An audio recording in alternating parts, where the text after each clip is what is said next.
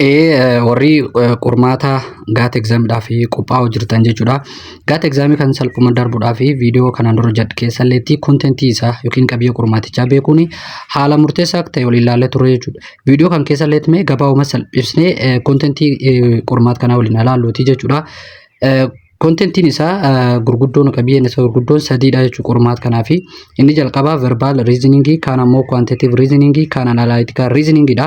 Isaan kun salphaatti maal akka ta'anii viidiyoo tokko jedhee chaanaal kan irratti illee kan gadhiista ammoo YouTube chaanaal keenya irra jira achi argachuu dandeettu jechuudha. Kabiraa ammoo verbal reasoning kuniyyuu maaluf jala qaba qabiyyeen tokkoffaa verbal reasoning jedhan kuniyyuu maaluf jala qaba waan jedhu yoo kan laalu ta'u verbal reasoning gaafilee armaan gadi kan jala qaba jechuudha. Isaanis fakkeenyaaf reading comprehension jira, sentence completion jira, vocabulary jira, sentence equivalence jira jechuudha.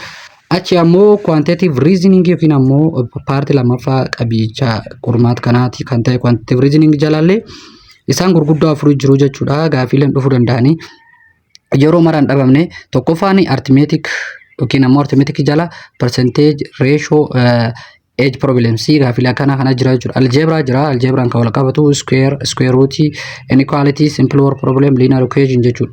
Data analysis jalallee ammoo comparison equation, statistics yookiin ammoo mean, median, mode, quartile, deciles gaafii waan kana kan ammoo problem probability jechuudha. Kan ammoo probability dha. Gam geometry tiin ammoo jalatti quantitative reasoning jala jechuudha. Geometry dhaan gaafii wal qabatan ammoo gaafilee perimetry wal qabatu, area, regular polygon wal qabatan gaafilee kanadha jechuudha.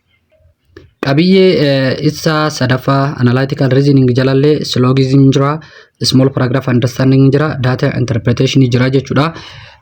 Gaafilee qabiyyee qormaata kanaatti wal qabatan hunda fakkeenyota salphoo fi namaaf galuu danda'an hedduu qabadhee TikTok chaanaalii kanarratti kan isiniif maxxansu waan ta'eef follow godhuu hin dagatina. Copy link fi share godhuudhaan na deeggara sanii jira.